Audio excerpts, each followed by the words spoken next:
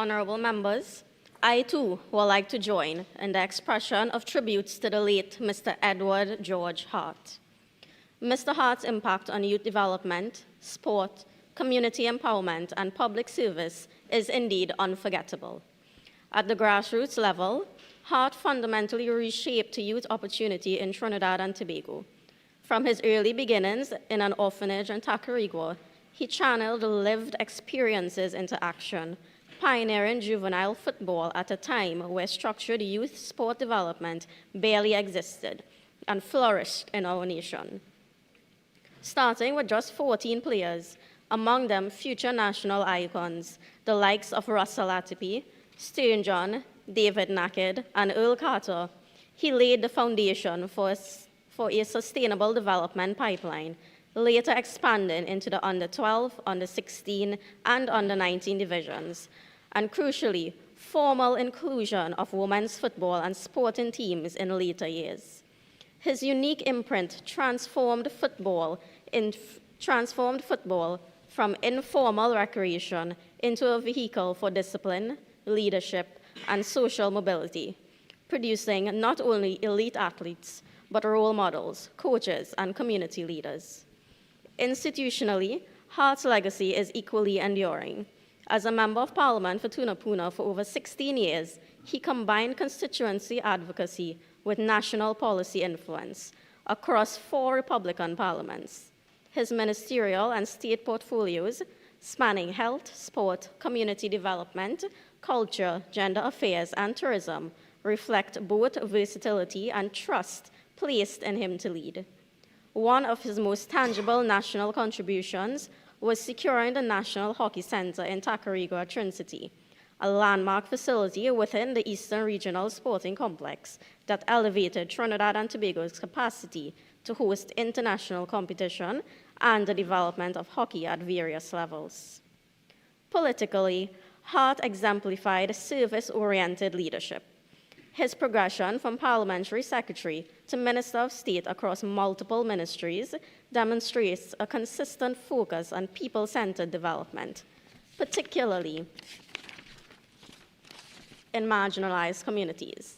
He bridged sport and social policy, culture and tourism, gender affairs and community development, recognizing that national progress is interconnected, not siloed. Ultimately, Eddie Hart's impact lies in institution building and human transformation. He converted adversity, being an orphan and abandonment, into love, a testament of what love of self, community, and people can be, can change and shape. His love in his own way, shown through advocacy and personal hardship into public service, and local initiative into national infrastructure.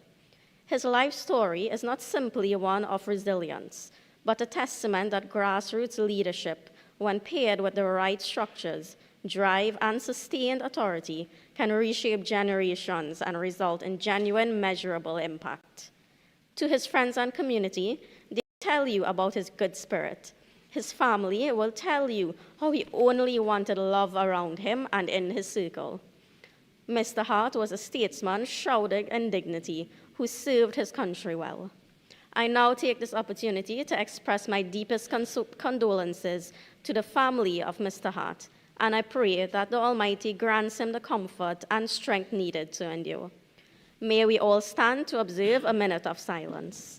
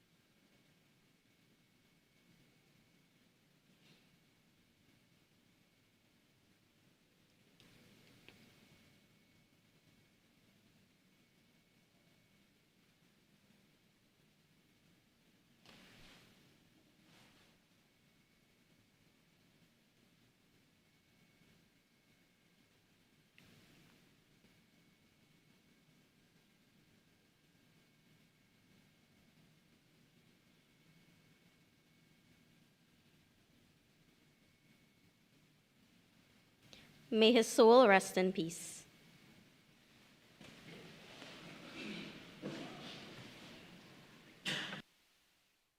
Honorable members, I have directed the Clerk of the House to convey our condolences in writing to the family of the late Mr. Edward Eddie Hart George Hart. My apologies. Bills brought from the Senate, petitions, papers. Minister of Finance.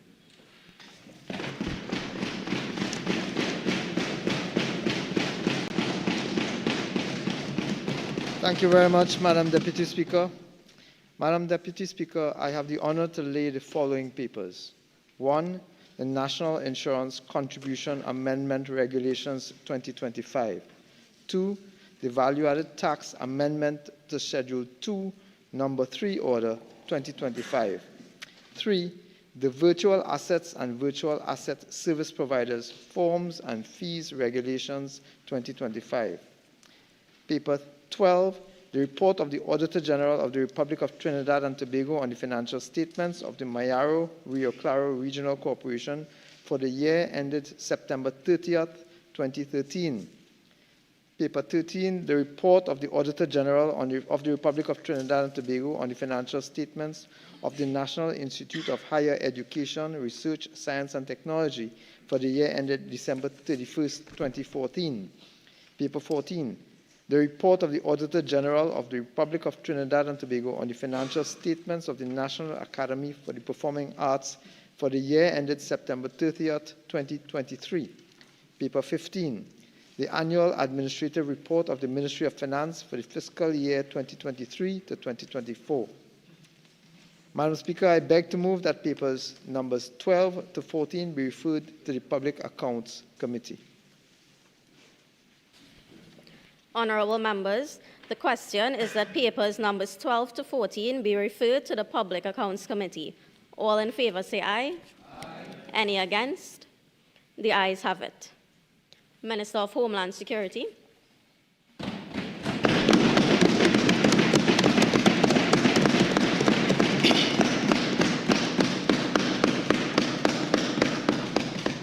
Madam Deputy Speaker, I have the honor to lay the following papers. 5. The Citizenship of the Republic of Trinidad and Tobago Amendment Regulation 2025. 6. The Firearms Amendments Regulation 2025. 7.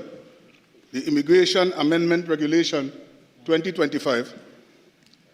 And 8. The Immigration Amendment Number 2, Regulation 2025. Honorable Attorney General.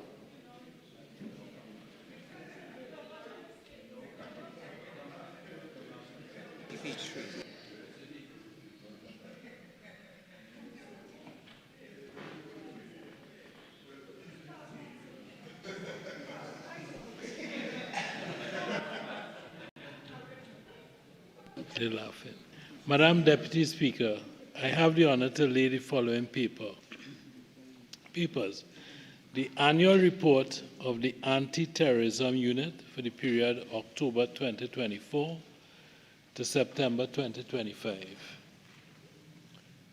And 2, the report on the Commission of Inquiry into the failure of CL Financial Limited, Colonial Life Insurance Company, Trinidad Limited, Clico Investment Bank Limited, British American Insurance Company, Trinidad Limited, Caribbean Money Market Brokers Limited, and the Hindu Credit Union Cooperative Society Limited.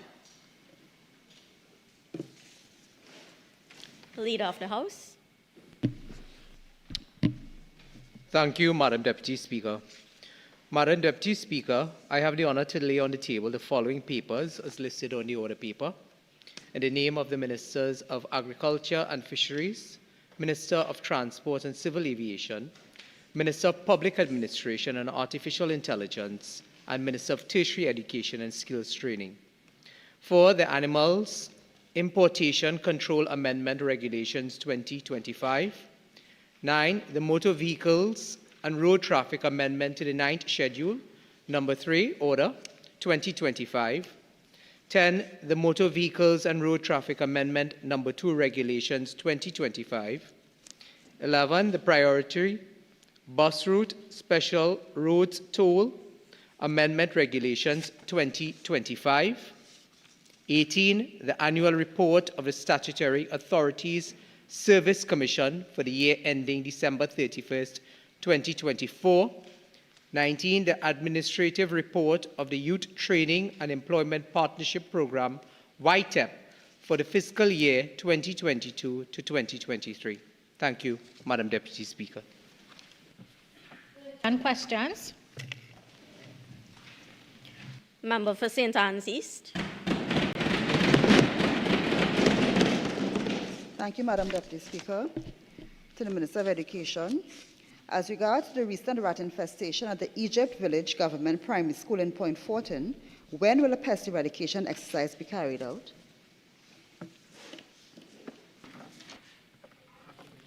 Minister of Education.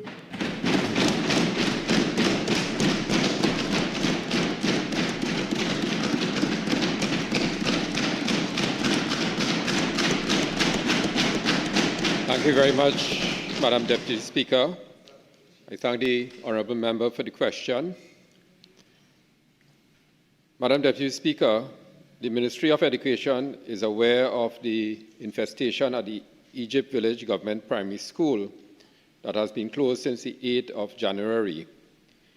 The Ministry affirms that it is making every effort to remedy the situation in collaboration with the Point Fortin Borough Corporation. A visit has been made today after baiting, and a decision will be made about sanitization. It is expected, once the appropriate clearances are given, that the school will be reopened by Tuesday, the 20th of January, 2026.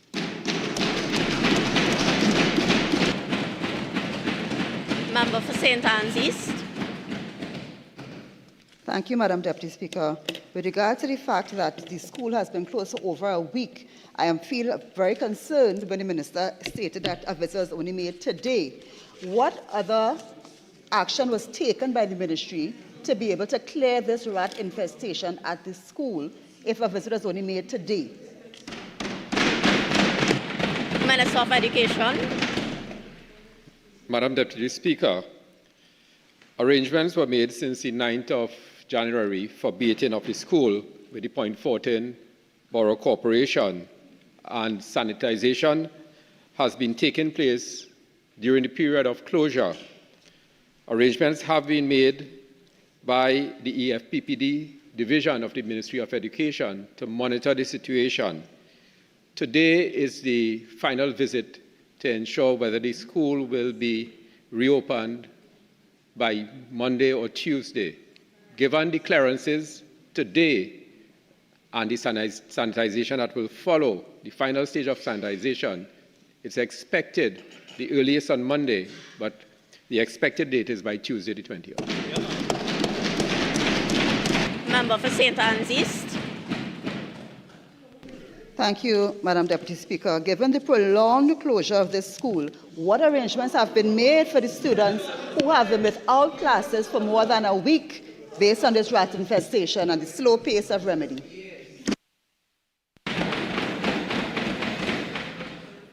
Member for St. Anne's East, that is not a supplemental question, that is a completely different question. So we move on to the other question. Member for Diego Martin Northeast. Thank you, Madam Deputy Speaker. To the Minister of Transport and Civil Aviation, in light of the tragic accident yesterday, where a member of the public was severely injured on a public transport service corporation bus, can the Minister state what systems have been put in place by PTSE to safeguard the traveling public utilizing its services? Minister of Transport and Civil Aviation. Speaker.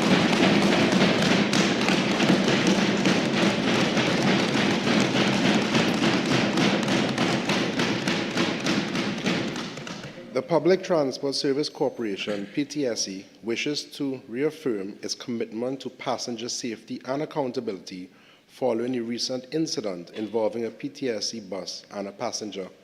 The corporation continues to implement its driver recertification program, which is designed to reinforce safe driving practices, operational standards, and adherence to established protocols. In addition, the PTSE utilizes its internal investigation processes to thoroughly review incidents, with findings used to inform future operational decisions and strengthen preventative measures. Where investigations identify breaches of policy or standards, appropriate action is taken to ensure drivers are held accountable. The corporation also maintains a strong focus on preventative measures, including continuous training, supervision, and monitoring. Thank you, Madam Deputy Speaker. Member for Diego Martin, Northeast. Supplemental. Specifically, what is the PTSE doing to assist the injured person? Minister of Transport and Civil Aviation. Madam Deputy Speaker, the corporation is in contact with the passenger's family. The passenger is currently receiving medical attention. Member for Diego Martin, Northeast. Does the PTSE intend to compensate the victim? Doesn't qualify, member for Diego Martin, Northeast. That is a different question from the initial one.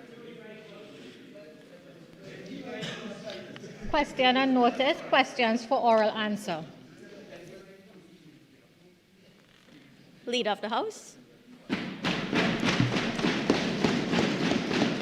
Thank you, Madam Deputy Speaker. Madam Deputy Speaker, the government is prepared to answer all questions on the order paper.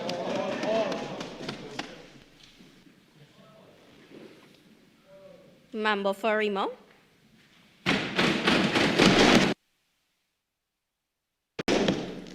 Thank you kindly, Madam Deputy Speaker. To the Minister of Works and Infrastructure, can the Minister indicate when the... Oh, okay, sure. Question number. Okay, great, thanks. Member for Remo, you need to say which question number. 12. That last really blue. Minister of Works and Infrastructure.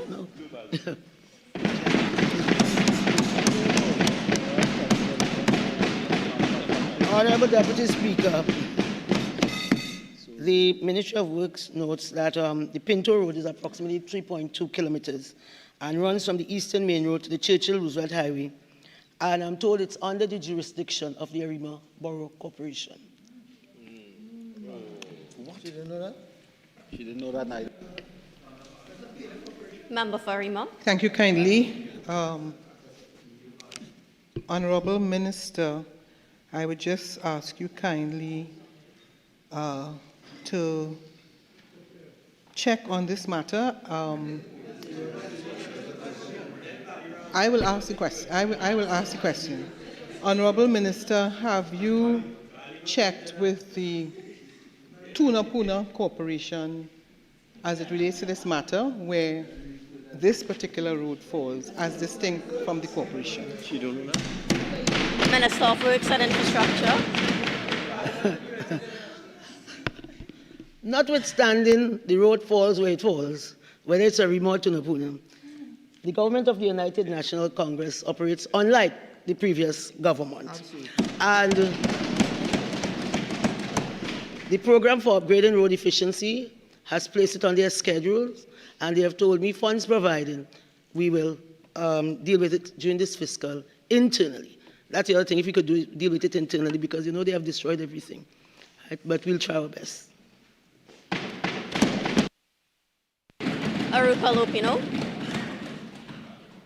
Very much, Madam Deputy Speaker. To the Minister of Works and Infrastructure. Minister, based on your response a short while ago that it is the pure program that is responsible for the repair of the program, for the road. Can you allow me to, can I be allowed to ask the question, Madam Deputy Speaker? Can I be allowed to ask the question? Member, can you ask the question, please? Let's ask the question. Speaker. Minister, are you saying that despite the fact that the road falls under the regional cooperation, that the pure program, which is under the Ministry of Works and Infrastructure, will be responsible for the rehabilitation of that road? Minister of Works and Infrastructure. Is that a question? Oh. I have said that unlike the previous government, the United National Congress is a government for all. And therefore, the Ministry of Works and Infrastructure is trying to treat with this road during this fiscal year.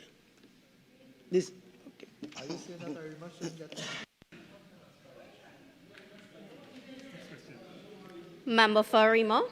Next question. Question number 13 to the Minister of Agriculture and Fisheries. Thank you very much, Madam Deputy Chair. Madam Deputy Chair, Speaker, sorry. The Youth Agricultural Homestead Program, YAP, commenced in June 2022 under the Ministry of Youth Development and National Service, which was led by the former Minister Foster Cummings. A program which was touted as a platform for youth development became a symbol of PNM's systematic failure and fiscal irresponsibility. From the start of this program since June 2022, one cohort of graduates of 159 persons have graduated. Another cohort is currently awaiting graduation. Madam Deputy Speaker, the LSA was used as the executing authority for this project, and as of the 17th of November 2025, the total commitment on projects awarded by the LSA to undertake works at that program amounted to $161 million. The LSA requested payments amounting to $70 million, but has received $37 million, leaving a balance of $33 million in outstanding bills. And Madam Deputy Speaker, after 4 years and spending $70 million, I am told they only built 8 starter homes. I am also told, Madam Deputy Speaker, the approximate cost to complete the projects will be $86 million. And more bills keep coming up, Madam Deputy Speaker, which might take us up to a figure of $182 million. In fact, one contractor who received a contract of about $8.6 million was the same contractor that bought the personal vehicle of the former Prime Minister, received a contract of $8.6 million, and that site that contractor was responsible for is only about 60% completed. Madam Deputy Speaker, I am told that license to occupy was signed by unauthorized individuals allowing persons to occupy lands. Based on all of these issues, Madam Deputy Speaker, I am informed that the Ministry of Agriculture and Fisheries has now requested an audit into this particular project, Madam Speaker. And if the member for Ariba wants more information on this, Madam Speaker, I will give her, but she can also ask Foster Cummings. I thank you very much. Member for Remo.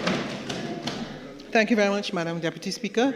Can I ask the Honourable Minister, when is the audit expected to start and complete? Minister of Land and Legal Affairs. Madam Deputy Speaker, as politicians, we have no part to play in the audit. However, as soon as that audit is prepared, Madam Speaker, we will inform ARIMA of the findings of that audit. Thank you very much.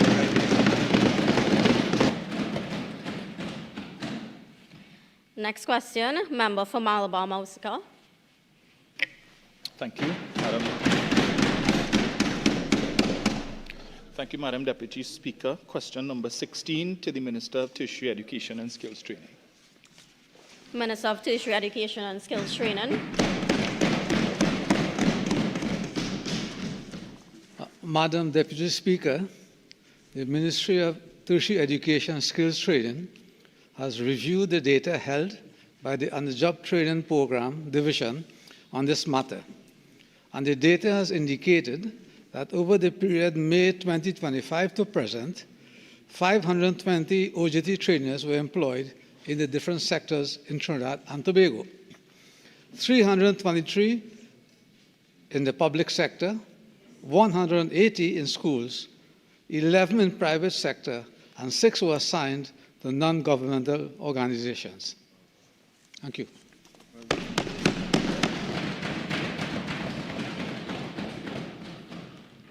Next question, Member for Aruka Lopino. Thank you very much, Madam Deputy Speaker. Madam Deputy Speaker, question number 30 to the Minister of Public Utilities. Minister of Public Utilities.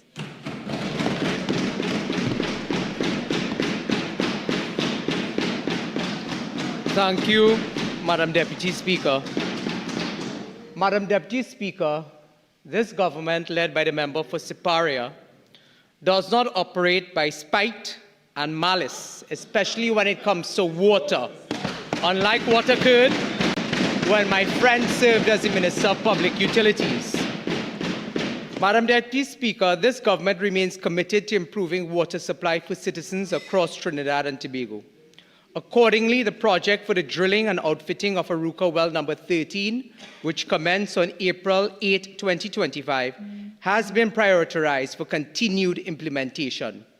Upon completion, the production well is expected to yield up to 200,000 imperial gallons per day, enhancing the water supply for more than 2,200 residents in 5 Rivers, Golden Grove, and Bonnet Gardens. To date, civil works, well drilling, well development, and pump testing have been completed. The construction of the control room and electrical installations are currently underway. Once completed, the control room will be equipped and integrated with all required mechanical and electrical instrumentation for operationalization. Connection of the associated pipelines to the completed Aruka well will therefore follow. Madam Deputy Speaker, there have been some delays with respect to civil works due to the heavy torrential rains over the last couple months, but the project is still progressing and should be completed by early 2026. Thank you, Madam Deputy Speaker. Member for Aruka Lopino.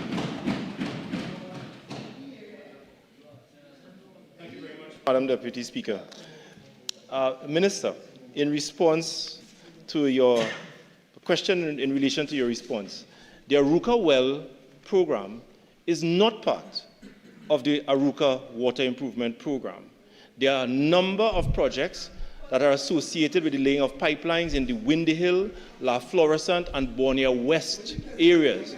And the question, therefore, is, my colleague from Couva South, is what is the status of these projects? Because the response that you give, that well is not part of the Aruka improvement program. Minister of Public Utilities. Thank you, Madam Deputy Speaker. Madam Deputy Speaker, I think English language is very difficult for my colleague for Aruka Lopino. When we spoke about the well, we spoke about an integrated approach. And I was very happy to hear my colleague who served as Minister of Public Utilities speak about Windy Hill and other parts of Aruka Lopino that did not see him or water for the last 5 years. So there is an integrated approach through the Aruka well. Had he listened better, Madam Deputy Speaker, he would have understood how those projects are being integrated, but we give the assurance that it will be done and completed by the first quarter of 2026. That is performance and that is delivery, Madam Deputy Speaker. Member for Aruka Lopino. Thank you very much, Madam Deputy Speaker. Madam Deputy Speaker, to the Minister of Public Utilities. Minister, based on your response, are you aware that contracts have already been issued since last year, February, with respect to the commissioning of pipelines in relation to this program? I'm asking, what is the status of these programs, these projects? Member of Public Utilities, Minister. Thank you, Madam Speaker. Madam Deputy Speaker, unlike my colleagues opposite, I am not concerned about contractors and contracts. We are just interested about getting the job done, and as I've indicated before, it will be completed by the first quarter of 2026.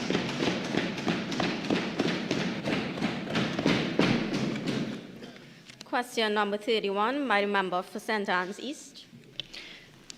Thank you, Madam Deputy Speaker. Question number 31 to the Minister of Education. John?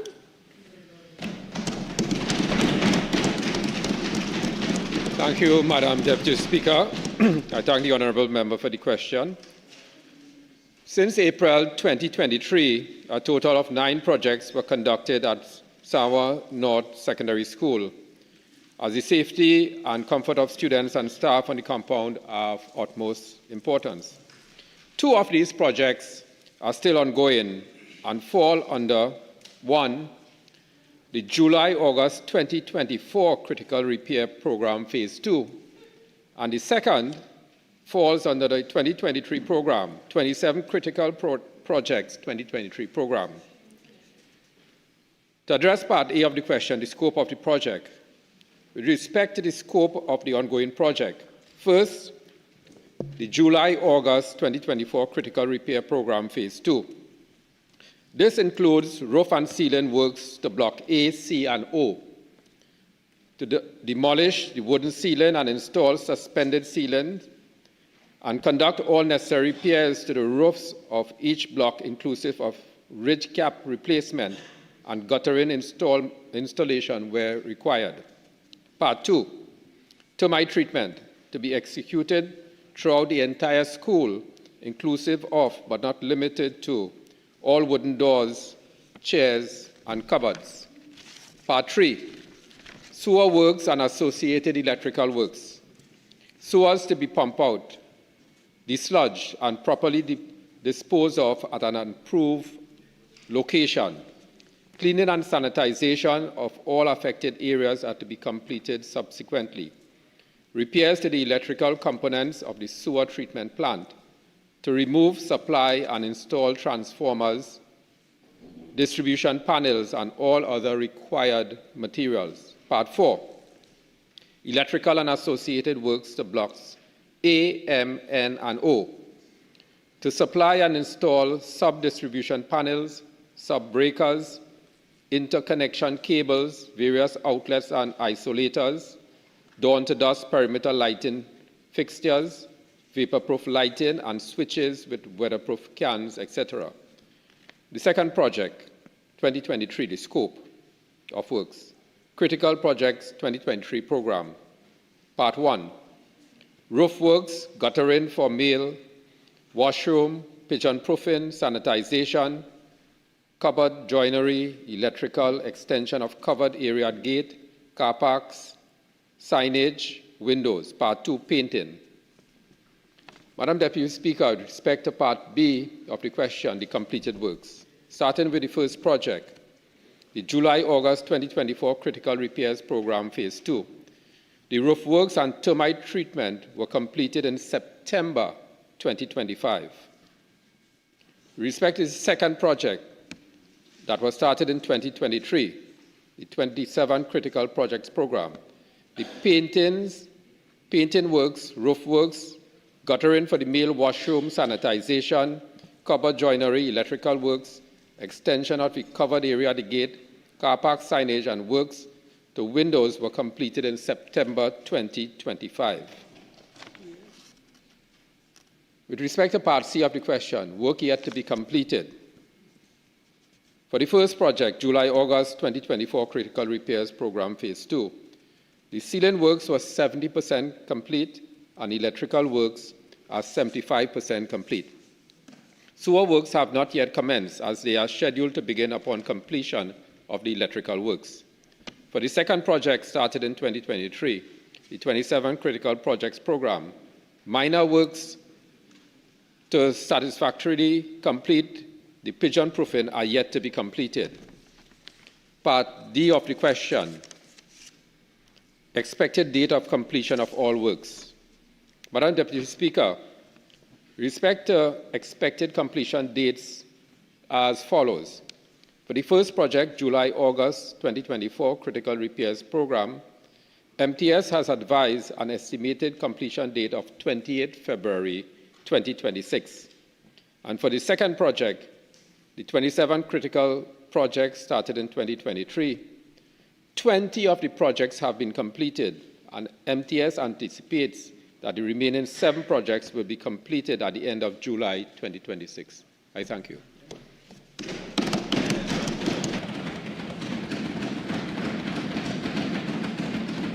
Question 32 by the member for St. Anne's East. Thank you, Madam Deputy Speaker. Madam Deputy Speaker, question number 32 to the Minister of Education. Minister of Education. Good. Madam Deputy Speaker, I thank the honourable member for the question. Madam Deputy Speaker, for the 2025 cycle, the eligibility criteria for the school supplies and book grant continue to prioritize families requiring financial assistance. A grant of $1,000 was applicable to students attending public primary, secondary, and special schools. Applicants were required to fall within at least one of the following categories. 1, families in receipt of public assistance. 2, unemployed parents or guardians. 3, students with disabilities. 4, households earning $7,499 or less per month. Thank you.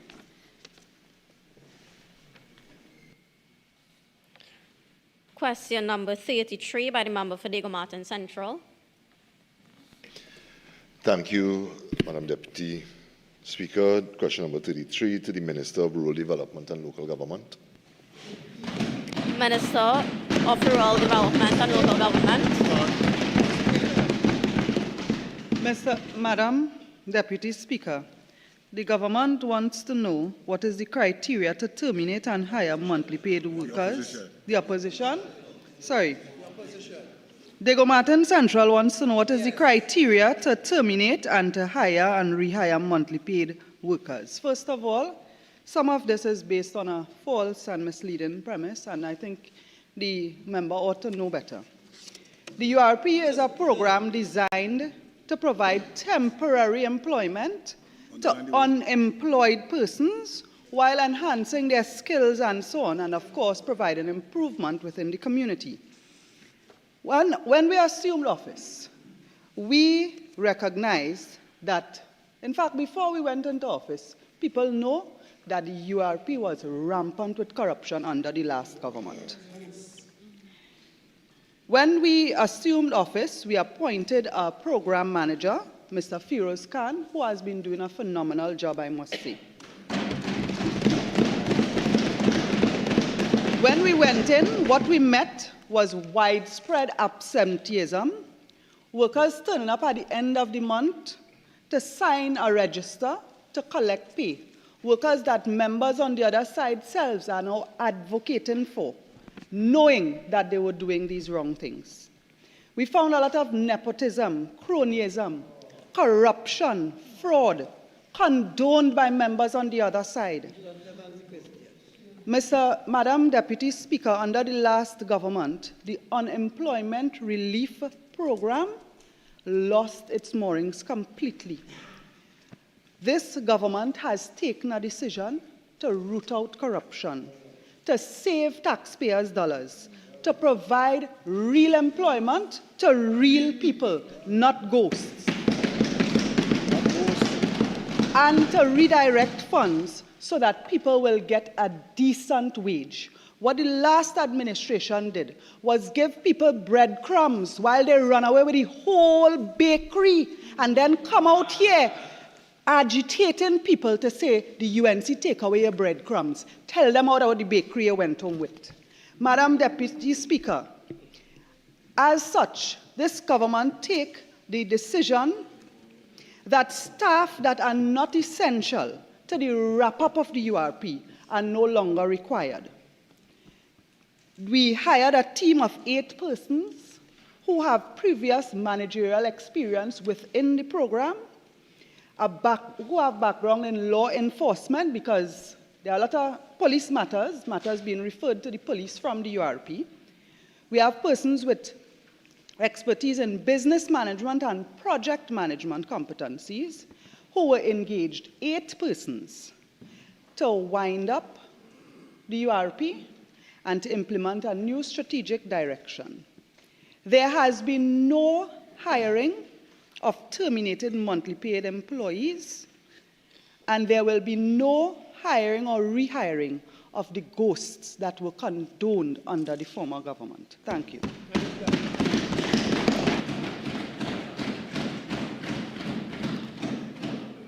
Question 34 by the member for St. Anne's East. Thank you, Madam Deputy Speaker. Madam Deputy Speaker, question number 34 to the Minister of Education. Minister of Education. Thank you, Madam Deputy Speaker. I thank the member for the question. With respect to the Maracas Bay ECC Centre, Madam Deputy Speaker, in answer to Part A, the status of its construction. The project is currently in the pre-contract phase. The design drawings and bill of quantities were completed and approved by the Ministry of Education. With respect to Part B of the question, the expected timeline for completion and commissioning of the facility. The construction phase of this project is expected to take approximately 12 months, inclusive of design development and statutory approvals. With respect to Part C of the question, the expected date of completion of the project. No expected date of completion can be provided at this time, as the works have not yet commenced. The Ministry of Education is currently reviewing its infrastructure construction projects, and this school will be considered as part of this process. Thank you very much, Madam Deputy Speaker. Question number 35 by the member for Port of Spain North, St. Anne's West. Thank you very much, Ms. Deputy Speaker. Ms. Deputy Speaker, question number 35 to the Minister of Energy and Energy Industries. Minister of Energy and Energy Industries.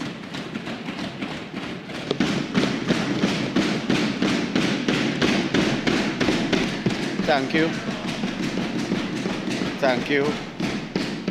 Thank you very much, Madam Deputy Speaker. In response to question number 35, during the past 5 years, the National Gas Company declared for the first time 2 losses at the end of financial years. In 2023, the magnitude of the loss was $1.3 billion. This required NGC to examine carefully its non-revenue generating related expenditure. Madam Deputy Speaker, over the past 5 years, NGC spent in excess of $10.2 million on steel pan expenditure and $258,397 on TASA expenditure. Yes, let me get that clear. $10.2 million on steel pan expenditure and $258,000 on TASA expenditure. Madam Deputy Speaker, both were discontinued. It was the last hand of that TASA. NGC continues to review all sponsorship in the future based upon the current revenue of the company. Thank you. Member for Port of Spain North, St. Anne's West. Thank you very much, Madam Deputy Speaker. Madam Deputy Speaker, NGC having declared over $1.6 billion in profit after tax in the last fiscal, is the cancellation of sponsorship to these 3 steel band groups part of the government's wider attack on the steel band movement, as we've seen with the cancellation of heritage as well? Madam Deputy Speaker, if the member had been following the news, he would have been in possession of the facts as released by the member for Moruga Tableland on the outstanding sponsorship of the steel band over the past 2 weeks. Madam Speaker, let me repeat my repetition that NGC will continue to engage in considering sponsorship as we proceed based upon the revenue of the company.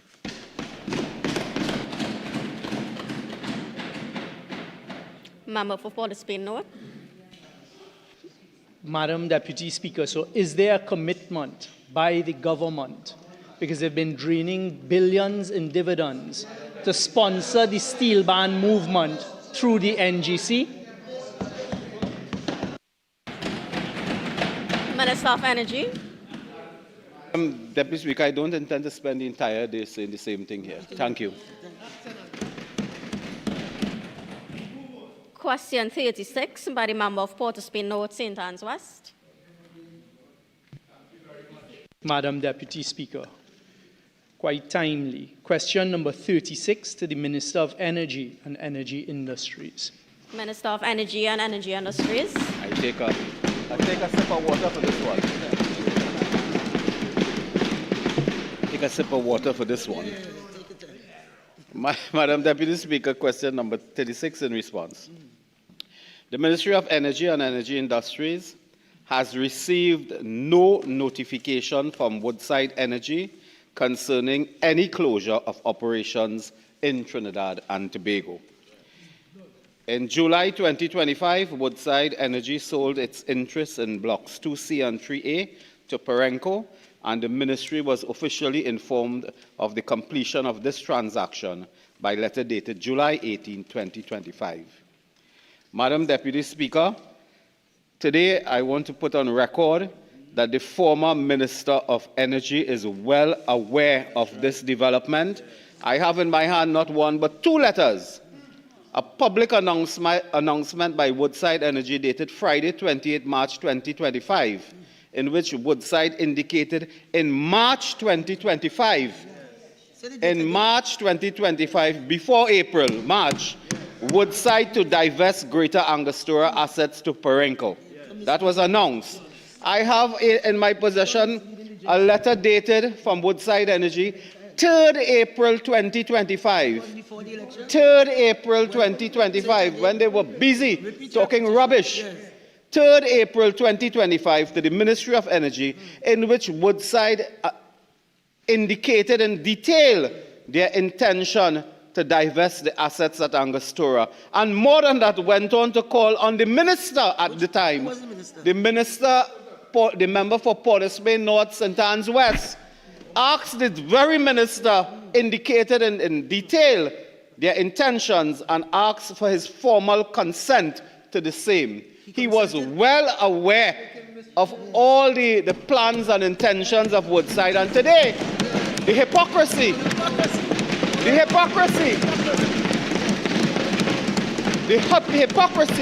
of coming to the parliament and the country to pretend, when did this happen? How did it happen? Why did it happen? Where did it happen? That's an Indian song, by the way. To pretend that he doesn't know, and the labor force moved from 100 to 1. Madam Speaker, it is on the record that those persons, they just change their jersey in football in terms from Manchester United to Manchester City. They continue to play football. They moved from Woodside to Perenco. A few of them who were expats went to different parts of the world and so on. There was no fallout of employment, that the employment dropped from 100 to 1. And the members well aware of all these developments by letters from Woodside Energy. So I want to point out that for the record, it is gross hypocrisy on this matter. Madam Speaker, before listening to some more rubbish, let me indicate it is important to note that Woodside Energy maintains its operating interests in Blocks 23A and Trinidad and Tobago Deep Atlantic Area, TDDA 14, which forms the Calypso Deepwater Project, and they continue to engage with the Ministry on this project. We are at a stage now of discussing and finalizing some technical and commercial matters, including development concepts between the partners involved in this. So that is a continuing effort. So I would like to condemn the mischief and hypocrisy before us. Member for Port of Spain North. Thank you very much, Madam Deputy Speaker. After the theatrics, all that is concluded is the absolute ignorance and incompetence of the member for Old Can you ask a question, please? When did the government announce to Trinidad and Tobago that Woodside closed its operations in Trinidad and Tobago, have no office.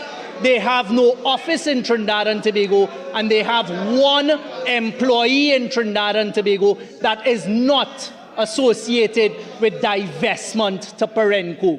When did the government announce this? Minister of Energy. Madam Speaker, but this is part of the, Madam Deputy Speaker, this is part of the shameless condition that the member is in. But the Woodside Energy announced to the public and to the world on Friday, 28 March 2025, of their intentions, of their plans. The new government of the UNC didn't have to announce anything. Woodside announced. Woodside told the former minister in 3rd of April, when did you announce? When did you announce that Woodside was divesting this asset? When did you announce? They never, Woodside never told me that, they told him. So when did he announce? Member for Port of Spain North.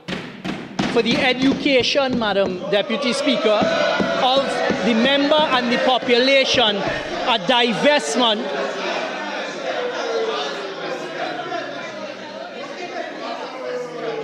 the question, if I may be permitted, is when did the government announce a closure as opposed to a divestment of assets?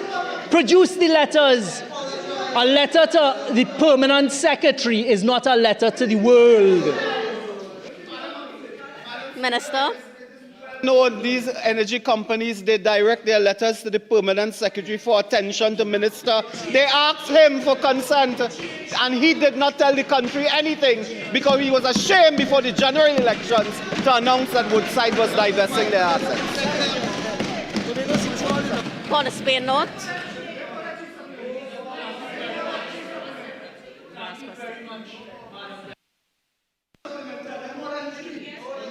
Madam Deputy Speaker, the question to the Minister. You are allowed four. I know you're illiterate. Okay, but members. 28-5. Yes. Yes, my arrow. Port.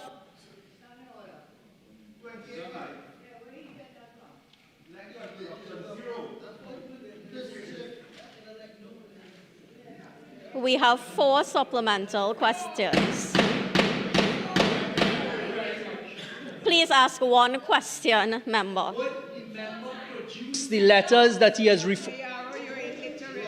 Would the member produce the letters addressed to the Minister of Energy to which he has referred and take ownership of his statement that it was to the Minister of Energy?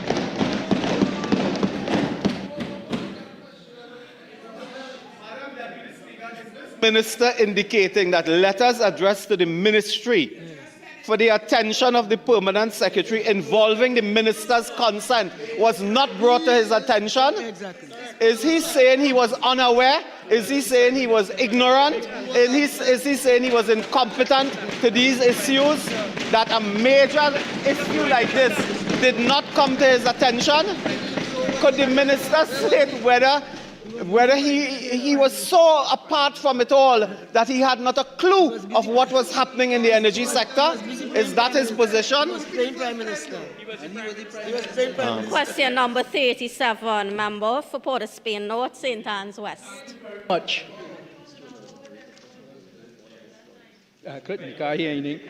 Question number 37 to the Minister of Energy and Energy Industries. Tell us about Mamu.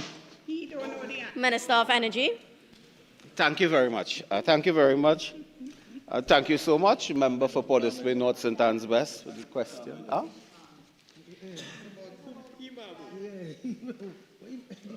Whether is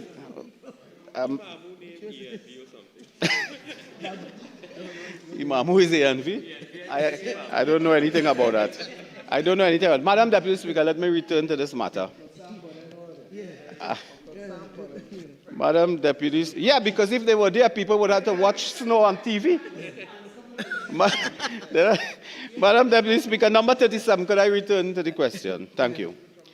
In response to number 37, Madam Speaker. The National Gas Company of Trinidad and Tobago is bound by the terms of an arbitration agreement governing the dispute related to the Beetham wastewater plant construction. This agreement stipulates inter alia that all pleadings, documents, and written evidence submitted or produced in the arbitration, as well as the contents of any award published therein, shall remain confidential in perpetuity. Accordingly, Madam Deputy Speaker, the NGC is legally precluded from disclosing any information pertaining to the arbitration proceedings, including the outcome, findings, or any financial determinations made by the arbitrator. Thank you. Thank you, Member. The time for questions. Sure. Member for Ruka Lupino. Thank you very much. Madam Deputy Speaker, may I draw your attention to Standing Order 2910 with respect to the unanswered questions on the order paper.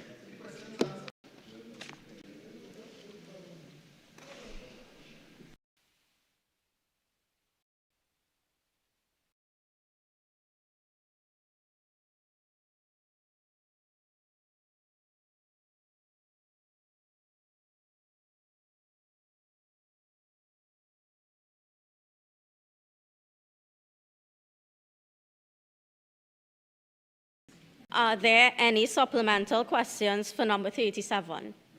Yes, please. Okay. Thank you, Madam Deputy Speaker. Madam Deputy Speaker, would the member for Urupuch East please indicate whether in the public's interest, NGC is prepared to make a request, as they are entitled to, that the award be published for the population's edification? Minister of Energy. Madam Deputy Speaker, I will not repeat the answer I gave, but the member is free to file any other question on this or any other matter. Members, in accordance with Standing Order 2910, question number 38 will be treated with accordingly. Statements by ministers. Honorable Prime Minister. The Leader of the House. Thank you, Madam Deputy Speaker. Madam Deputy Speaker, pursuant to Standing Order 126, and with your leave, there has been agreement to allow both the Honourable Prime Minister and the Honourable Attorney General to speak until the conclusion of their statements. Honourable members, I am informed that there has been an agreement between the Leader of the House and the Chief Whip to allow the Prime Minister and the Attorney General to speak until the conclusion of their statements. The Honourable Prime Minister. Thank you very much.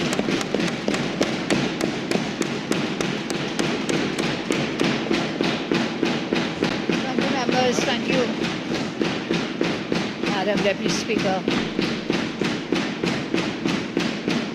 Thank you, members. I think members are very excited to return to the chamber as we begin the parliamentary sittings in this new year. If you just give me one moment, I'll get into the substance of the statement, but just to wish everyone a very blessed, very prosperous year 2026. The members of the parliamentary staff and all those affiliated working with us, members on the other side, all members on this side, and of course the nation as a whole, a very blessed, prosperous 2026. Madam Deputy Speaker, I don't know if the blue wash in Tobago caused the member of Port of Spain, North, St. Anne's West to repeat himself, to become very agitated. But if I were them, that blue wash was a real washout. So we're looking now for the blue wave, the MV blue wave landing in Tobago, as we thank the people of Tobago and respect the wishes of the people of Tobago. What I would like to do now, Madam Deputy Speaker, is spend a few moments on the parliamentary's legislative agenda, my government's legislative agenda as we start 2026. Our agenda is and always has been for any parliament the means by which the executive, the government, translates policy into law. And to be more specific, it is evidence of the fulfillment of campaign promises to the people of our nation. Our commitments, Madam Deputy Speaker, originated in our manifesto. And that manifesto by Cabinet Meeting number 330, second session, dated July 10, 2025, was officially adopted as government's policy. Our agenda has been carefully developed to guide the legislative workflow necessary to achieve several of our objectives across the ministries. And we have now established several pieces of legislation to share today. To make sure the Honourable Attorney General, together with the ministers, had some activity and consultations, and they were tasked with submitting detailed policies to inform drafting of necessary legislation. That broad consultative process has been instrumental in transforming our promises into tangible legislative proposals, reflecting the collective input and expertise from across the government. I want to clarify, Madam, especially for the benefit of the viewing public, I did say that several of our commitments are represented herein. This is because some cannot be here, because not all our promises, not all our policy directions would require legislative action. And so we have fulfilled many of those promises here, legislatively, and of course outside of the Parliament. We have brought all necessary legislation before Parliament. To do that in 1 year is not feasible.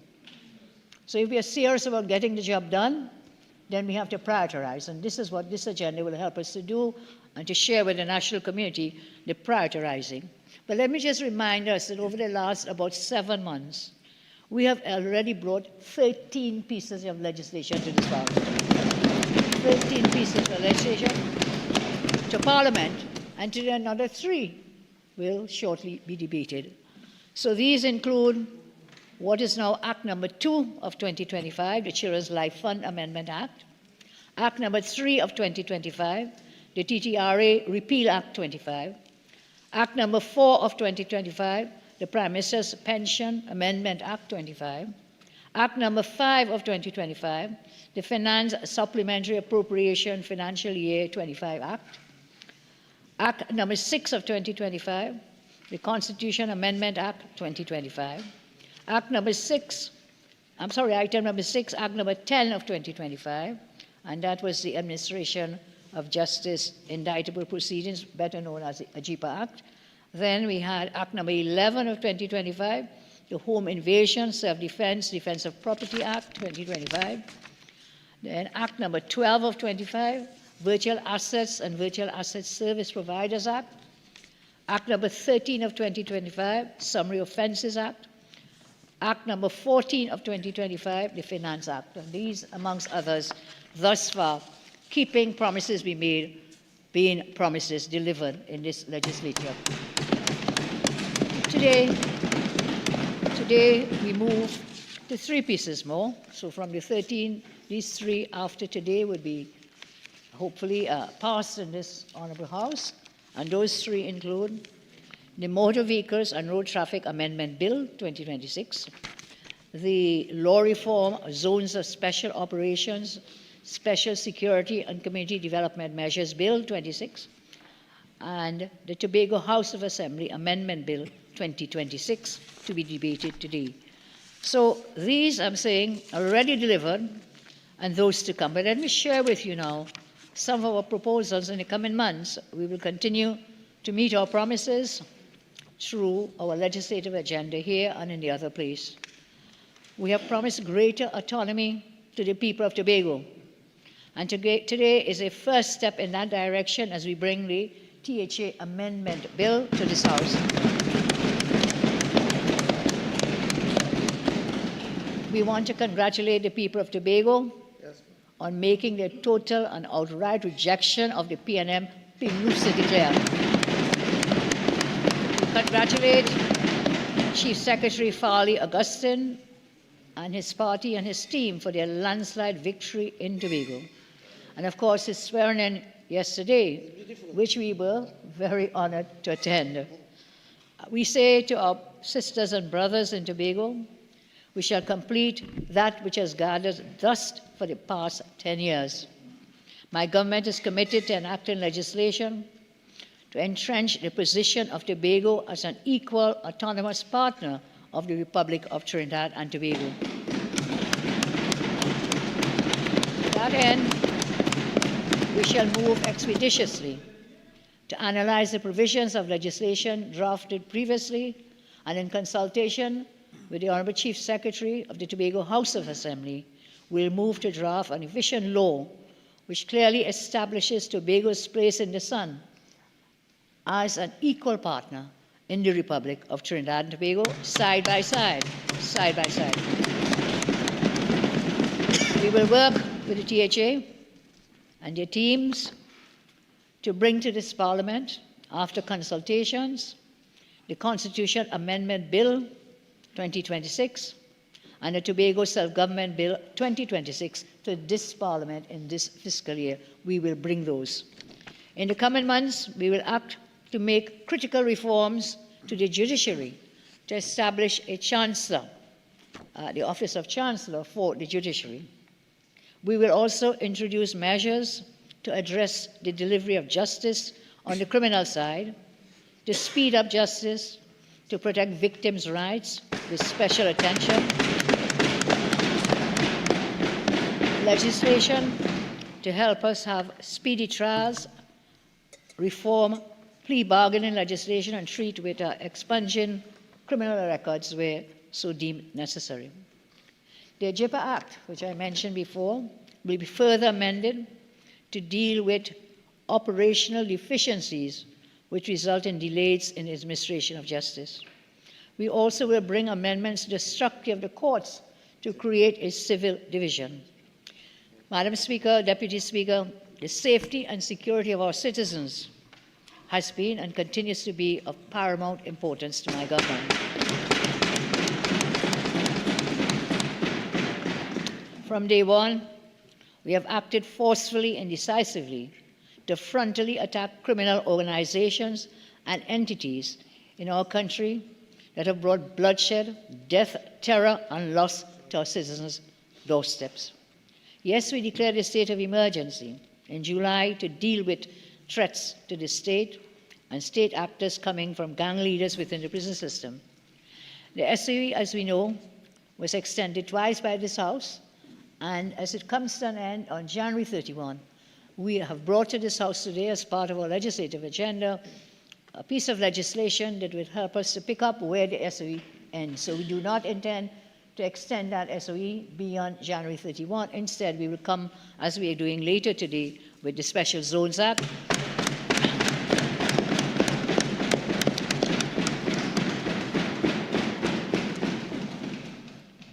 But let us not diss the SOE. By midnight, December last year, our national murder rate was brought down by 42%.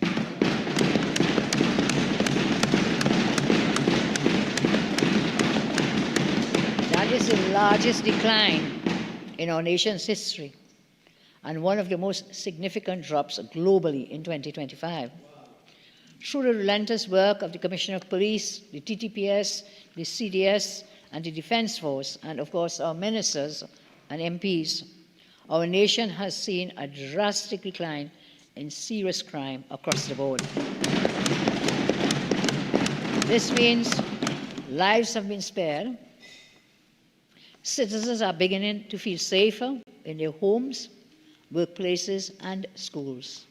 I remember when we came, Madam Deputy Speaker, say we are going to put police officers in the schools. There were all these anonymous people, and that happens. People come out and they print things in the media and they say anonymous sources. When you ask who is this anonymous person, you can't get a name. So they were anonymous persons, but there's no one else you can remember. When they said, we don't want the police in the schools, you know what's happening now? The schools are begging to have the policemen in the schools.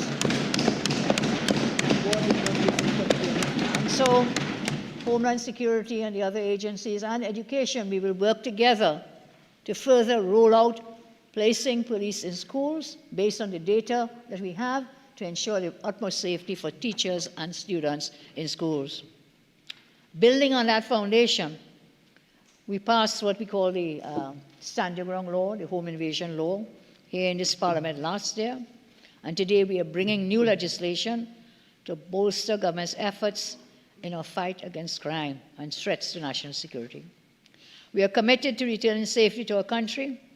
We will lock in some of the benefits derived from the SOE to continue to treat with gang-related homicides, violence, and criminal activity, as we propose to enact, based on the Jamaican model, zones of special operations, laws similar to which obtains in other jurisdictions. I saw Honorary Chief from the research, Hong Kong, I think Nigeria, several countries, but right here in our own Commonwealth jurisdiction, we have the model in Jamaica. And I must commend and thank the Honorable Prime Minister of Jamaica, Dr. Holness. We had spoken personally, and I asked for him to share with us what they were doing with the special zones. And our Minister of Homeland Security visited Jamaica, in fact, and spent time there with their constabulary, their police force, their equivalent or TTPS, and they shared that model which the Honorable AG, Minister of Justice, Minister of Land and Legal Affairs, they've worked together to bring this model, which we'll be debating later. So we remain focused as a priority on safety and security. We remain focused against trafficking, against transnational organized crime. And today I make no apology for standing side by side with our oldest trading partner, the leader of the free world, in this hemisphere. I make no apology today, and I'm happy that we did that. I'm happy. And if you had some good lawyers on your side, we have some very good ones here, including the Honorable Attorney General, they will tell you there was no international law that was breached when we were taking out, people were being taken out in their boats, trafficking, human trafficking, drugs, children. That is what we were doing, transnational crime. That is what we were fighting, and we make no apology today. So find a good lawyer, because we have the legal opinions on this matter, and again, we make no apology for it. In any event, I remember right here in this Parliament, I was sitting across there, and a member on this side said, what Trump go do we? What Trump go do we? Well, we now finding out what Trump did us, and what they could do. They're finding out. Very disrespectful. The leader then... That member should look out for Trump now.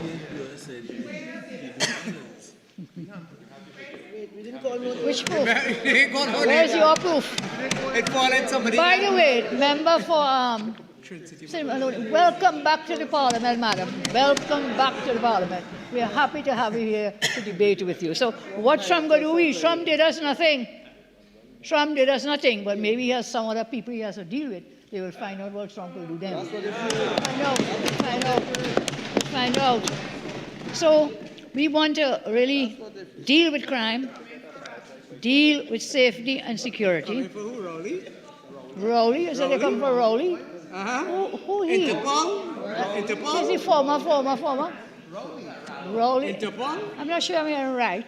If the member is saying that they're coming for Rowley. We'll wait to see. I am not sure. We didn't say it. We didn't say it. The member is saying it. So, look, we will bring further amendments to this House to deal with hazards, nuisance, noise pollution, and so on, created by the lack of regulation. We brought in the fireworks legislation here with the noise and whatever. We'll have to tweak it. We did it just before the Christmas. Of course, there will be more to do to further put those regulations into place.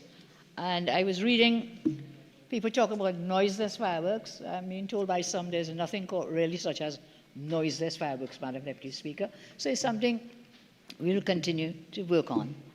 Then we dealt with the issue of the noise pollution as well. People are adamant that we want to shut down FET and shut down steel pan. Nothing is further from the truth. Nothing is further from the truth.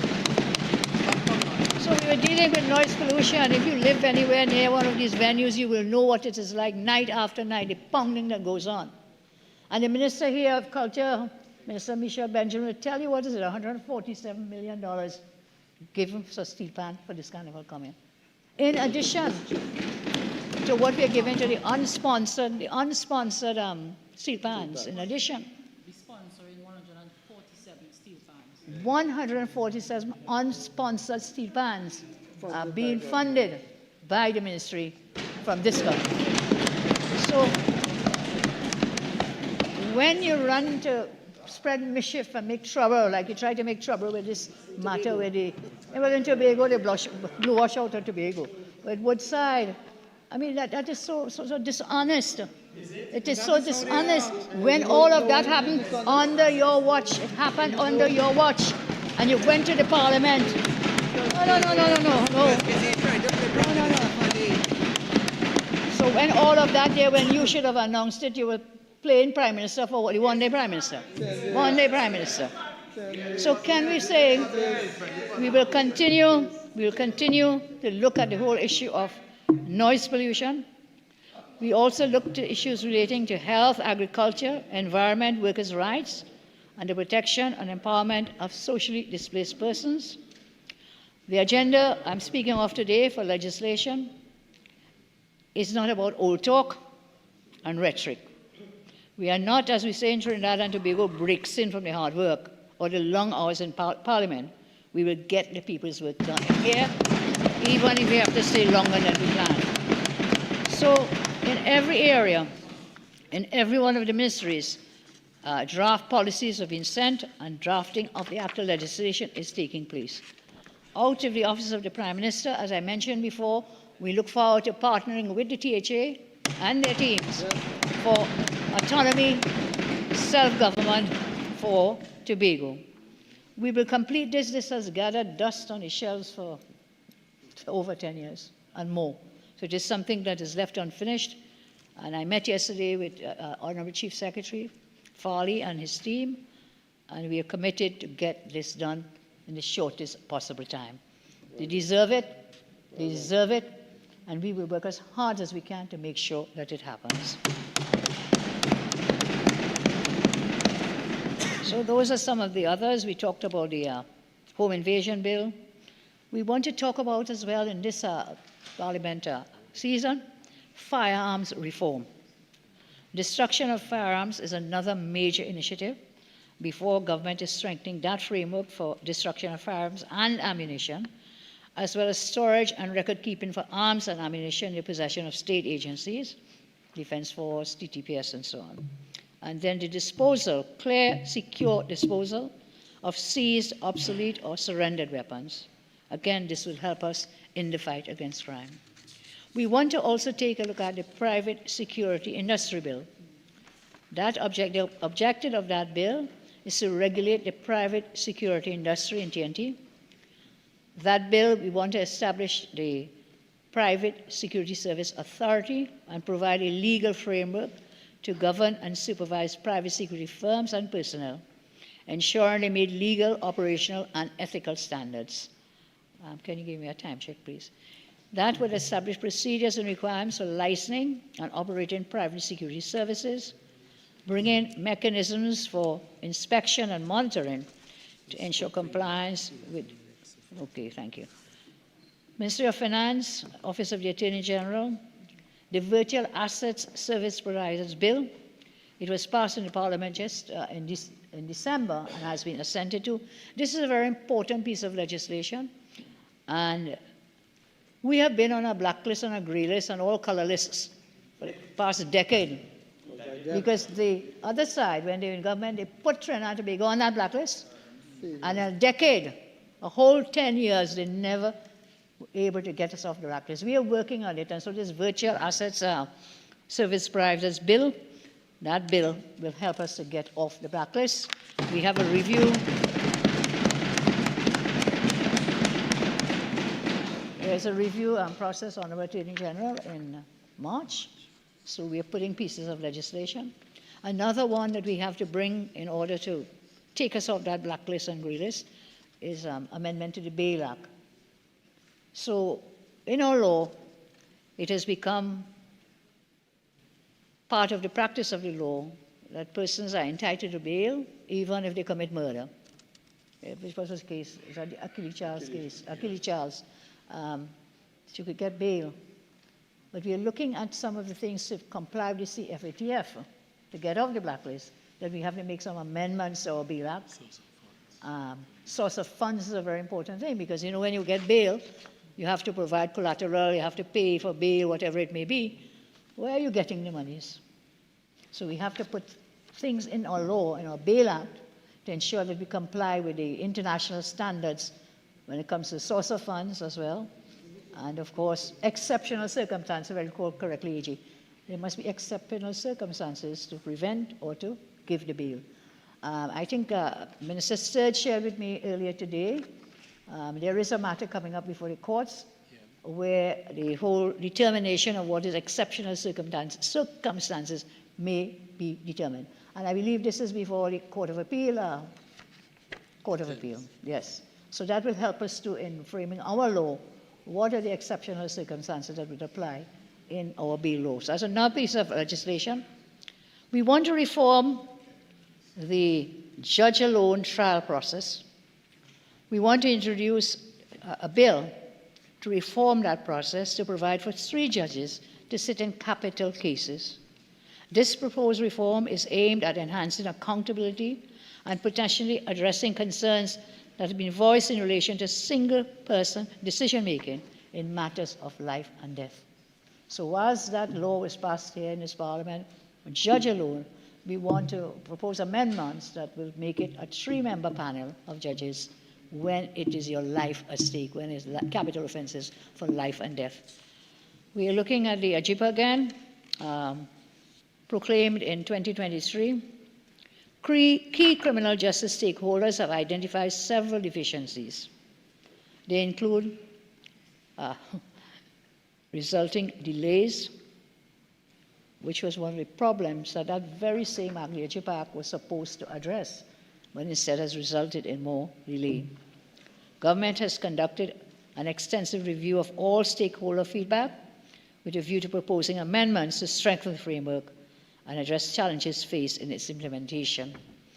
What I intend to do is give you a broad framework here, tell you where our priorities are.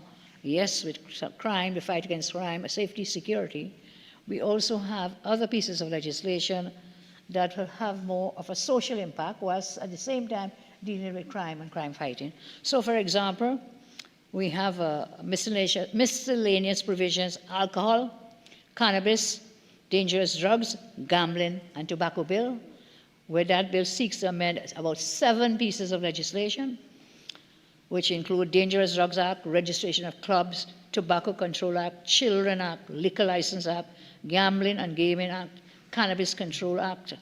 All of these amendments to be brought for us to deal with setting age limits for the sale, purchase, possession, or consumption of intoxicating liquor or tobacco, to change that age from 18 to 21. For the sale, purchase, possession, or consumption of cannabis from 18 to 21, and in respect of gambling from 21 to 25.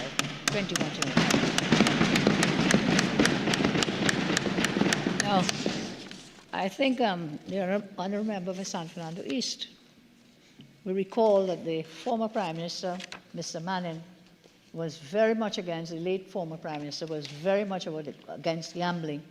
And the research is showing that age is very important at which children, young people get caught up into the gambling and so on. So we've looked at the research, and as I say, we want to change that age. We're also looking at an amendment to the Dangerous Drugs Act, dealing with the use of marijuana. Since the former government decriminalized cannabis in 2019, the T&T Police Service raised enforcement and regulatory challenges that have hindered effective policing of the new laws. Lack of clarity regarding 4 plants per person, lack of guidelines to ensure cultivation only happens in secure private spaces, the need to prohibit cannabis use in public places, and several other key issues have been raised. We are looking again, as I say, for reform with respect to that law. So, cannabis for medicinal purposes, that is something we are actively exploring. And that act will seek to provide control of the handling of cannabis for specific purposes, for the establishment of cannabis for specific purposes, establishing an authority, a licensing association for cannabis. We want to look at Constitution Amendment Bill, right to a trial within a reasonable time. It cannot be right that you are locked away and kind of, I see my member for Port of Spain, South is smiling. I think you do have clients who fall into this net, and so that you're locked away for years and years and years and years because it takes you 10 years or 15 years to clear your name. By the time you get out of there, you serve out your sentences, your reputation is destroyed and damaged. So it's something we will work and hope that you all will work with us to deal with some of these major issues. Criminal justice reform is something, as I mentioned before, and I'll give details. What I will do, I'll prepare to save the Parliament's time and the limited time I have for a statement. We'll put it all together and table it in the Parliament and also to share it with the public. So these are some of the areas that we are working on. There's a CARICOM arrest warrant bill. This bill will provide for the implementation of the CARICOM arrest warrant treaty.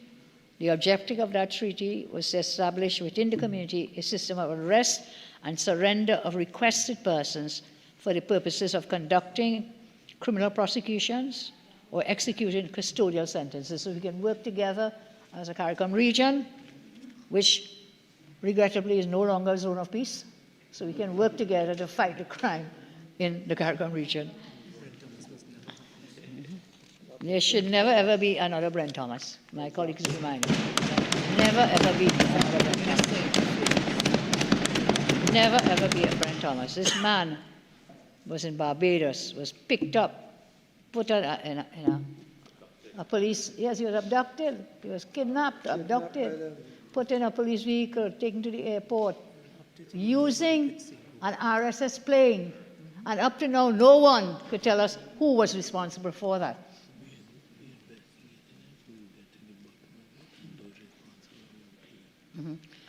So nobody could tell us.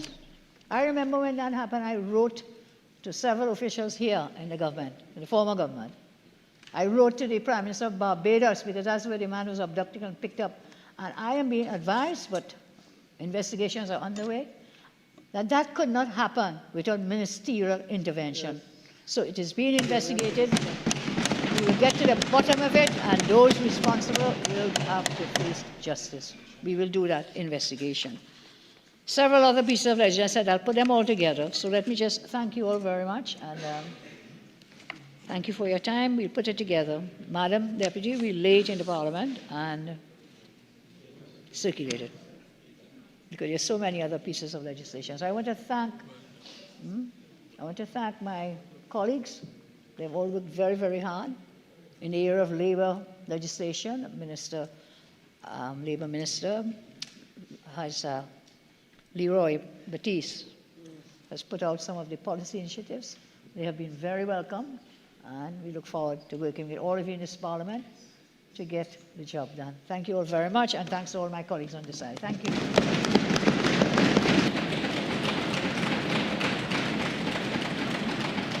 Thank you, Honourable Prime Minister. Member Farima.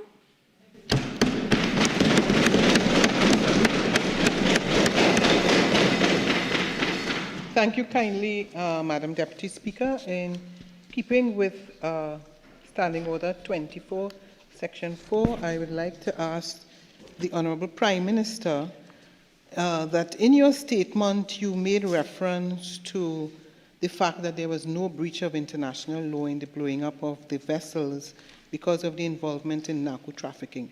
Are you prepared to share with this Honourable House and the Parliament a copy of the advice as well as the name of the attorney that gave that advice? Thank you. Honourable Prime Minister. Madam Deputy Speaker, the question does not arise.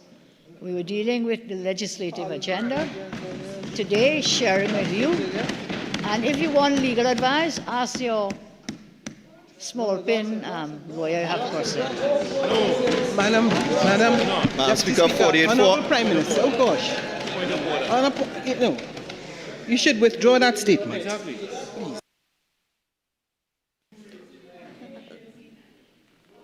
General, they could come to you to find out the legal advice. Thank you very much. Yes, so let us move on. Honorable Attorney General.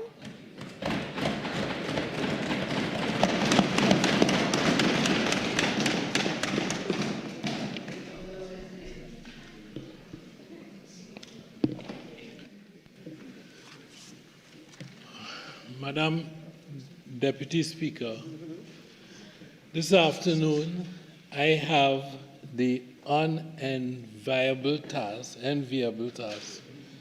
of laying the report on the Commission of Inquiry into the failure of CL Financial Limited, Colonial Life Insurance Company Trinidad and Tobago Limited, Clico Investment Bank Limited, British American Insurance Company Trinidad Limited, Caribbean Money Market Brokers Limited, and the Hindu Credit Union Cooperative Society Limited. The report has never been laid. I return to that shortly. Madam Speaker, I say that this is an unwelcome task because once again I have been placed between a rock and a hard place. And I've been placed in that position by the truly unconscionable actions of my predecessors over the past decade or so. Now, what transpired over the past 10 years boggles the mind. I believe that it is important for me to refresh the memory of members present and that of the viewing public as to what has led us here today, given that the collapse of Clico took place 17 years ago under PNM administration in 2009. The government spent roughly, I was there when they fell.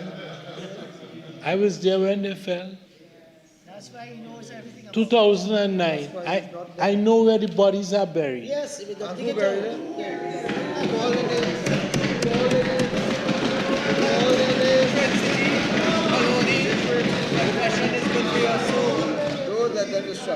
The government spent $28 billion. The government spent $28 billion rescuing the group. $28 billion. Wow. To date, however, and I was not there in 2010, just for the record, to date, however, somewhere in the vicinity of about $3 to $4 billion over and above that $28 billion have been spent on matters relating to the collapse of Clico. Now, I say that that money has been spent, Madam Deputy Speaker, because the previous Attorney General, not me, and the Attorney Generals twice removed, not me, were irresponsible enough to have engaged lawyers and accountants over the decades and then to have stopped paying them in some cases since 2022, when I was at the University of the West Indies teaching my students. Not me. Madam Deputy Speaker, I'm not referring to a couple $1,000s here and there. I'm not even referring to some hundreds of thousands of dollars. I am speaking of close to $500 million. I would descend to particulars, spent on a particular firm, Deloitte and Touche, close to $400 million, not hired by me. That is a team that I see that I will have to repeat often this afternoon, and lawyers to support them. Now, they haven't paid Deloitte and Touche since 2022. So it begs the question, what is going on? They've been taking work from Deloitte and Touche since 2022. And then they have the temerity to come to this house to ask me, I want to see what is going to happen with the corruption investigations. They've been freeloading. Freeloading. You run up astronomical amounts of money, run away, asking questions, and then on my first few days inside here, what's going to happen with the corruption investigations? Well, Deloitte and Touche down tools, as they were supposed to do. Now, I'm coming to the sabotage point shortly. Now, it would be one thing if Deloitte and Touche and the persons hired for the Director of Public Prosecutions had managed to charge someone. But you know how many people have been charged? Not one single person. None. $500 million for what? Nothing. Now, those figures that I've given, that 3 to 4 billion, it doesn't include liquidators' expenses. And we know how those go. Madam Deputy Speaker, I've asked myself a number of times a couple of questions. All of this money that has been shelled out, how much of it has been actually recovered? I just said nobody's being charged. What about if they got back 50 cents? That's one question. Secondly, who has been held to account for what is indisputably the biggest and largest case of fraud and financial tragedy in Trinidad and Tobago and possibly the Caribbean? And finally, who has benefited from all of this wanton spending on professional charges? Because, Madam Deputy Speaker, the citizens surely have not benefited. And I heard my friend, I think, Sotovoshi from Trinity Maloney say, not me. But you know why? Because she doesn't play golf. That's the reason why. That's the reason why. Madam Speaker, you know who else hasn't benefited? The citizens of the Republic have not benefited. So it is not only the non-golf players, it is the citizens. I don't play golf either. But the citizens have not benefited. The report that I lay before the Parliament today itself came at a cost of approximately $150 million. That's how much it cost in terms of Sir Anthony Coleman and the attorneys who had been hired. The commission was appointed in 2010. This report is dated the 2nd of June 2016. And I've said before, it has never seen the light of day. Now, why has that happened? Well, before Trinity Maloney says, no, it hasn't been hidden, and I like Trinity Maloney very much. I'm not going to be attacking Trinity Maloney. Trinity Maloney does not know because she was not in the inner circle and she was not on the greens, the golf course. Okay? So, why has it not seen the light of day? Well, I investigated that matter. There was, first of all, the report was done on a typewriter by Anthony Coleman.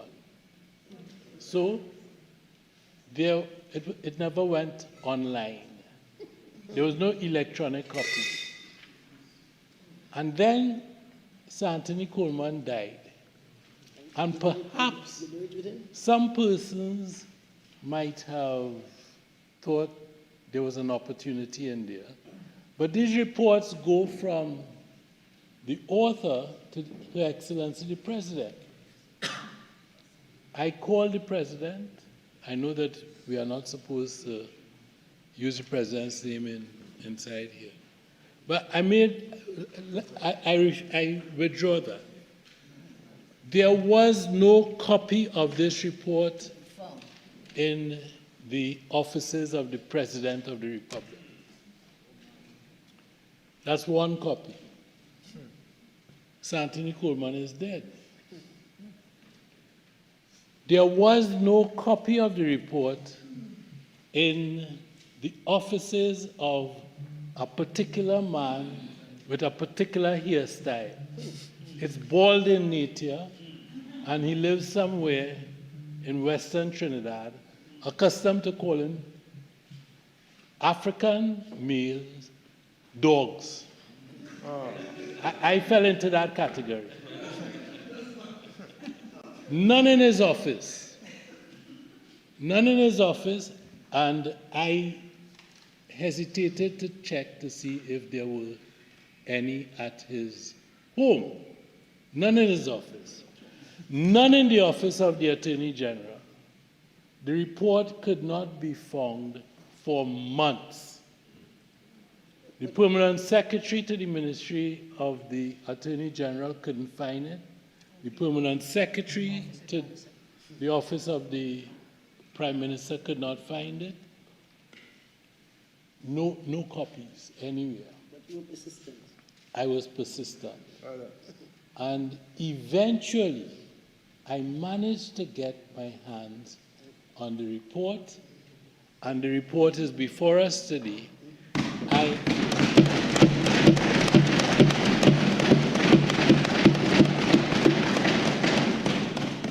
I apologize for the markings on the report, but those markings are testament to where I might have received the report from. That individual might have marked the report. And the markings all are in a place which repays reading. It is before us, so we can see it. Now, the report itself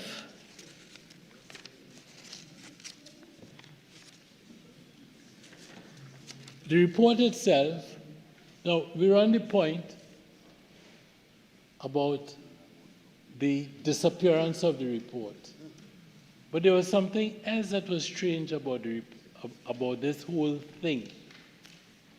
You see, if the member for Superior happens to have a burglary at her house,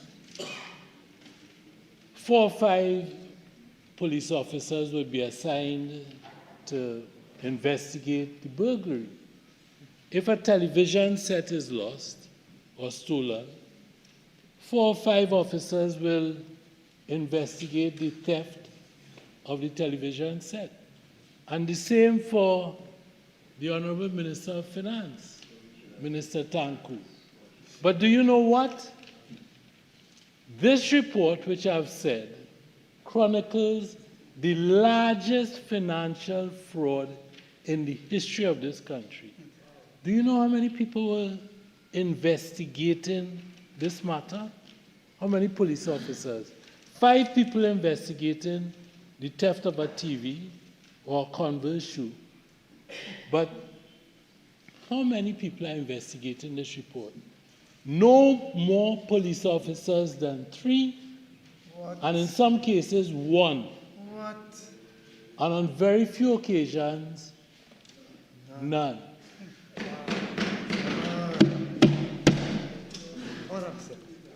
Now, the report comes with a number of documents. It comes with tens of millions of emails, financial accounting records, forensic analysis, sufficient to prove numerous complex cross-border transactions, 6,414 pieces of electronic evidence, 1,650 boxes of hard copy boxes. Well, God alone knows what's in those boxes. Now, but who's checking on this? One police officer? It is impossible. So I want colleagues to know that something took place in the investigation of this matter. Now you might ask, what is that thing? Well, Madam Deputy Speaker, it's come to my attention that there was a particular gentleman in, not the Attorney General immediately before me, my good friend from Trinity Maloney, or the one before her, but perhaps the one before him, I'm not sure. But the one several times removed. They had quite a few. That gentleman sat on the board of one of the entities that Mr. Coleman had quite a lot to say in this report. And I mean, what he says is that, I don't want to read it, but Yes, put it in your report. Put it in your report. That's it. okay, my colleagues are asking. Put it on there. Yes. I bow to pressure at times. So that I didn't know that I would be asked that, but I am a man who normally prepares. So I have the quote, Yes. verbatim for us. In section 5 of the report, under the heading recommendations, and this deals with Clico Investment Bank. I haven't mentioned any names. Paris.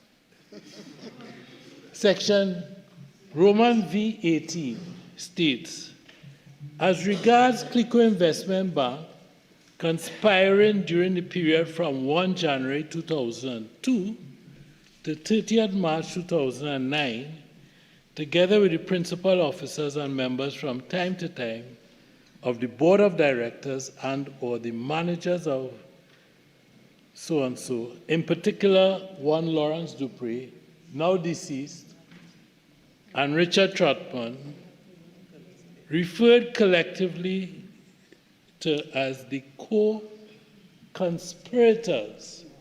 Now that's a serious term there. Because we all know that, I mean, even my friend, my former student, would understand what a conspiracy is. It's an agreement between two persons to do that which is unlawful. Now, and they go on to defraud depositors from time to time in CIB by agreeing, this not my word, dishonestly to put at risk the value and recoverability of the assets available to meet liabilities to those depositors. Well, then he's saying, so he doesn't have the power to charge, but he's saying, call the police.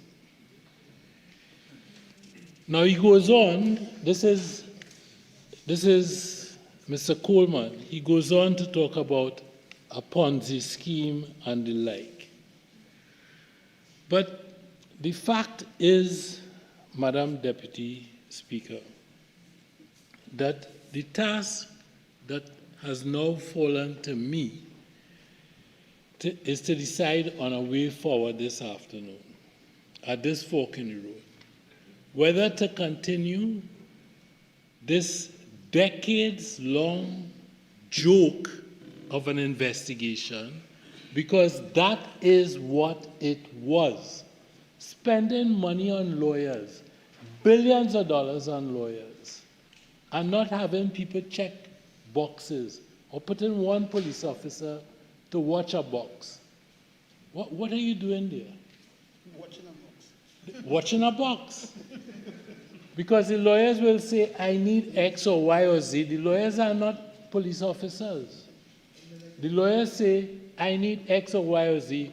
You have one police officer, sometimes three, less than investigating the theft of Minister Tanku's TV. Nothing happens. So this is a joke of an investigation. What do I do? Well, as guardian of the public interest and having consulted with the Honorable Prime Minister, I have to say that we are not able to continue to spend hard resources, government resources, and we are not able to authorize and to allow for the spending on professional services to persons who are sometimes golfers, but always very wealthy, homes in various parts of the world, in the United Kingdom, in Barbados. Some of us live next door to the Governor General of Barbados. We are not able to continue to spend money on that. So that, now I have to be careful. We are also not able to bring an end to any criminal investigation. That is a matter which is entirely within the remit of the Director of Public Prosecutions. I can, however,